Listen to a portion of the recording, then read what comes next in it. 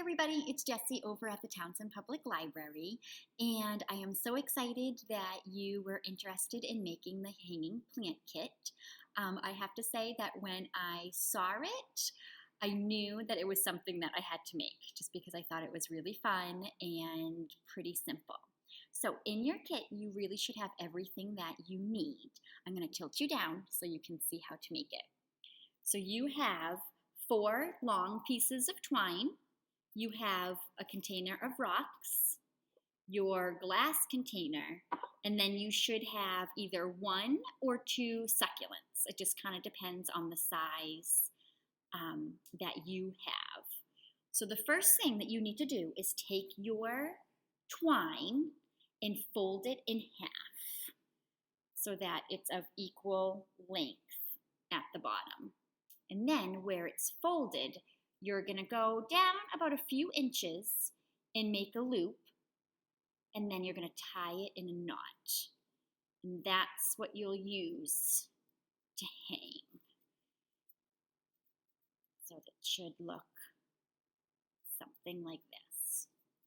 And then it helps if you lay it down, but then what we're going to have to do is lay down your pieces, and then we're going to bring them 2 at a time and go down a few inches, maybe about 2 inches, and then you're going to knot them. So we're kind of separating your pieces of twine into groups of 2. So you'll have 4 knots. So again, go down about 2 inches or so and knot it. That's one group. And then same on the other side, the other group, I should say. And knot it, and then continue.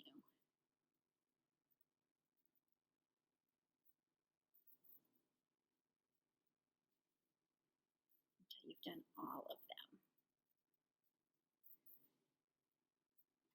Okay, so then it should look like this. So you have your big knot, and then you have 4 groups of 2 strings. Then you're going to lay those out. And then this is where it can get a little bit tricky, but you'll just have to kind of keep pulling them to make sure that your knots are at similar lengths. So you'll take 1 piece from one group and 1 piece from the next group, and then you're going to knot them. So I have 2 sections, 1 piece from each of the sections, and then I'm going to knot them about like 1.5 inches down.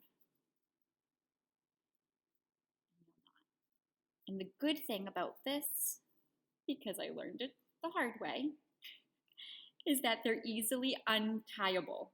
Like you can rework it if it doesn't seem to be working well. And then your next grouping, you're going to do the same thing all the way around. So then I have these 2. I'm going to knot.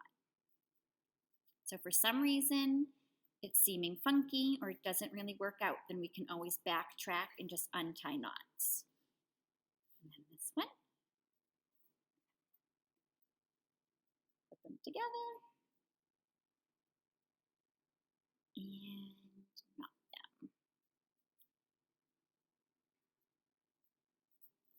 then kind of pull. Perfect. Okay, so then I have, it's kind of tricky to see here. I have 1 string left on this side. I grouped all these ones, so then the ones on the 2 ends will then loop around and you'll tie those ones together.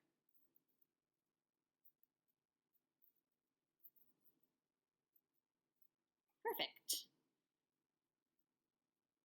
Okay, I know it's kind of tricky to see, but then you'll have your loop at the top, and then you should have your sections that come down.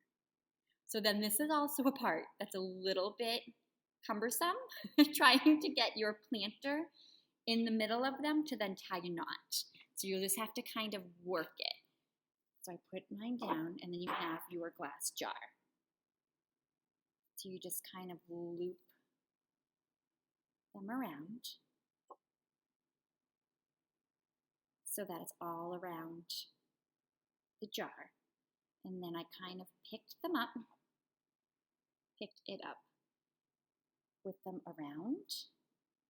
So I want to get that out of the way so you don't see it. So it's kind of held and the other pieces are around. And then the ones at the bottom, we're just going to grab them together and tie a knot. Tying the knot is a little bit tricky. So then once you have them together, you can remove the glass jar. You kind of measured out where the knot should be and then knot it. Yes.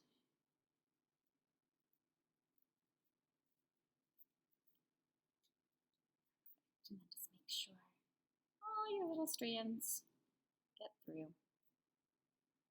And then to pull it tight, what I find is that if you lay it down and really pull it while it's down, then it makes them all even. So you don't have one that's like cinched up and the other ones are straight.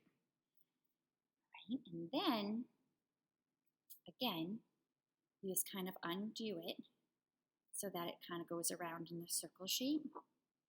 And then pop in your jar.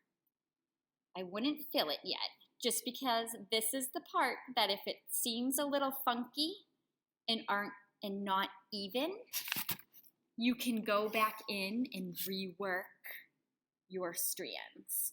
So if it seems somehow it's a little wonky up like this, then you can just backtrack and untie your knots. But then if it seems good, then you can start. You can take it out and then you can start filling it. So we have our rocks that you can put in. And then you can stick your succulent in. You can choose again. If I gave you 2 of them, it was because yours were a little bit small. You can choose to put 2. Also, the ends of them, some of them are a little bit long. You might need wire cutters to trim off to stick in. Or if it seems a little bit wide, I try to measure them out and see which ones fit the best. But if yours is still a little bit snug to really get in there, the petals or the leaves per se are removable. So you can always slide it down if it seems like it's too wide. So you can kind of play with whatever succulent you have. So then there's my jar with my rocks. And also, if you're feeling really green, you can always plant a real succulent or plant in there as well. So there you go. So here is your planter. Right? And again, if I went too fast, you can always pause and go back. If after watching you still have questions, definitely feel free to email me at jbrothers@cwmars.org, and I would be happy to help you.